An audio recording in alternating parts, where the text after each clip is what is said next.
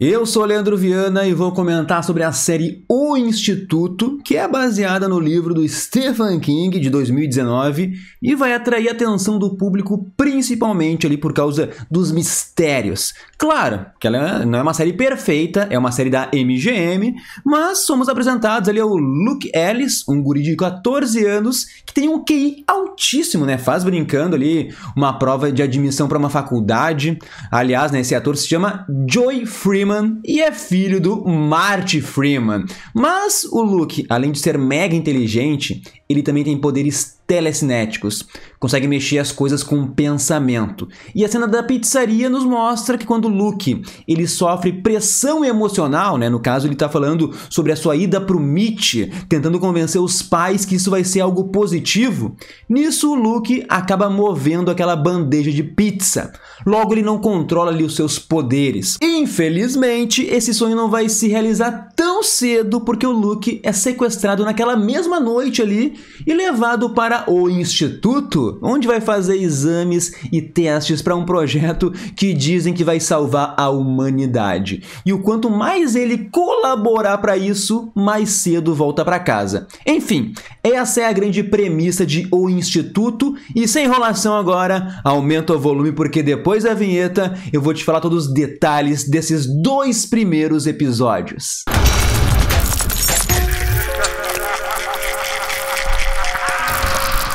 Não vou perder muito tempo aqui, tá? Mas no encontro do Luke com a Sigsbee, né? Ela diz que a função do Instituto, é basicamente salvar o mundo. O Luke vai ser um dos responsáveis por isso. E o mais importante é que depois de todos os testes, o Luke vai voltar para casa e vai ter a memória apagada. Algo bem difícil de acreditar. Eu apostaria até que o Instituto mata todas as crianças quando elas vão ali para aquela parte de trás. É uma queima de arquivo mesmo. Eles fazem os testes para alguma coisa que eu ainda não sei, tá?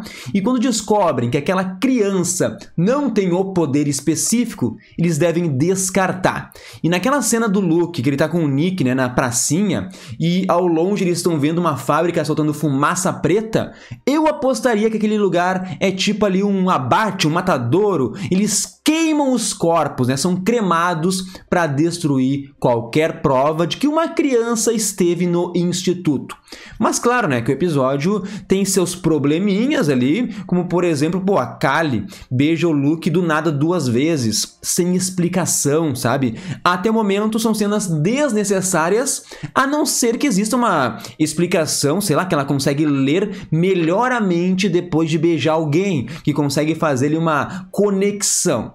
Outra cena que por enquanto também não faz sentido é a Sigsbee, né, cozinhando e depois se autoflagelando, queimando ali a própria perna. Mais uma cena que pra mim, sei lá, parece aleatória, a não ser que a gente pense que os produtores querem mostrar que dentro do Instituto a Sigsbee tem autoridade, tem equilíbrio, tem poder, e quando estão em suas casas, essas pessoas não são ninguém, são pessoas dispensáveis, ninguém ali tem fortuna, por exemplo. Ela mente pro pai que é uma professora. Mas o importante do episódio 1 é que temos pessoas com poderes de telepatia, os TP, né, que conseguem ler mentes, e pessoas com telecinese, os TC, que são pessoas que mexem objetos com a força do pensamento. Pra mim, ficou um pouco óbvio que a Kali ali, em certo momento ela diz que ser os dois ao mesmo tempo é bem difícil e o Luke deve ser essa pessoa aí.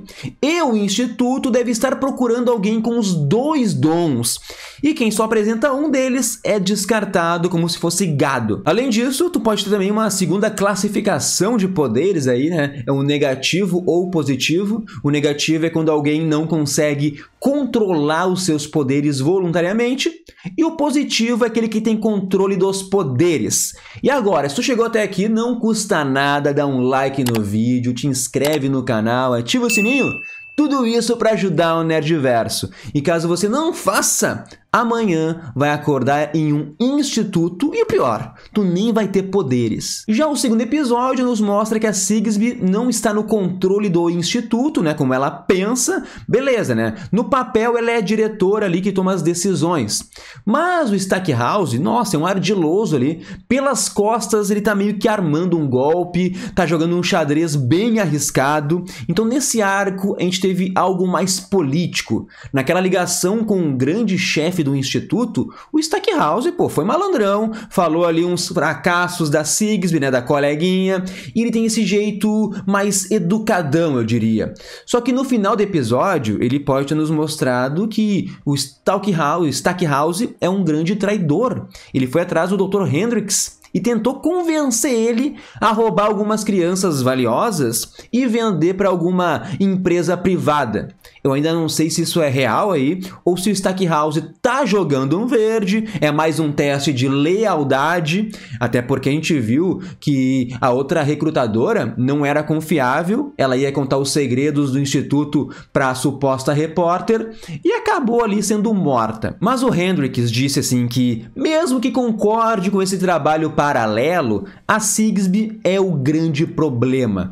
E aparentemente ela tá ouvindo tudo isso, né, mano? Aliás, algo muito forçado, ela conseguia ouvir essa conversa que tá lá na rua, estando dentro da sua casa. E o pior ainda, o Stackhouse conversa sobre o plano na frente da casa da Sigsbee, né? Pô, o roteiro não faz o menor sentido. Se ela ouviu, o próximo episódio, a Sigsbee pode avisar os superiores sobre a traição do Stackhouse e do Hendrix, ou ela pode simplesmente chantagear os dois e dirigir o instituto da sua maneira, sem qualquer tipo de interferência. Mas como eu disse, talvez não exista aí nenhuma empresa querendo roubar os alunos do instituto e o Stackhouse só quer ver se o Hendrix é um traidor ou não. Aliás, a gente tem uma cena mega aleatória da Sigsbee se encontrando com o Hendrix para terem relações sexuais. Mano, não faz o menor sentido isso, a não ser que seja a explicação do porquê ninguém ouviu sobre o plano das crianças de fugirem, tá ligado? O Nick e o Luke querem um telepata poderoso que possa entrar na mente dos funcionários e manter eles ocupados, né? Até que todos consigam fugir do instituto. E talvez esse telepata seja um menino de 10 anos ali, que chega no fim do episódio, o Avery, parece ter uma grande potência, né? E ele pode ter um papel fundamental nessa fuga.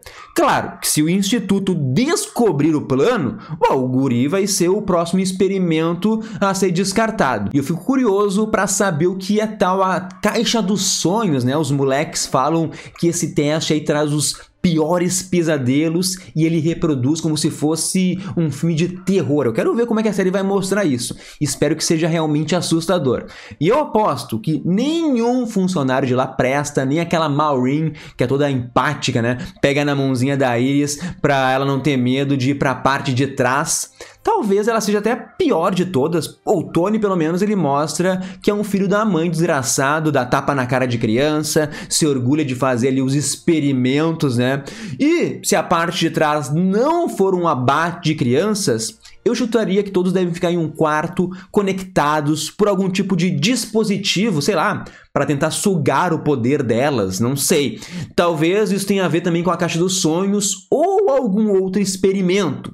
E eu digo isso por causa da cena de abertura que mostra exatamente isso, meus queridos.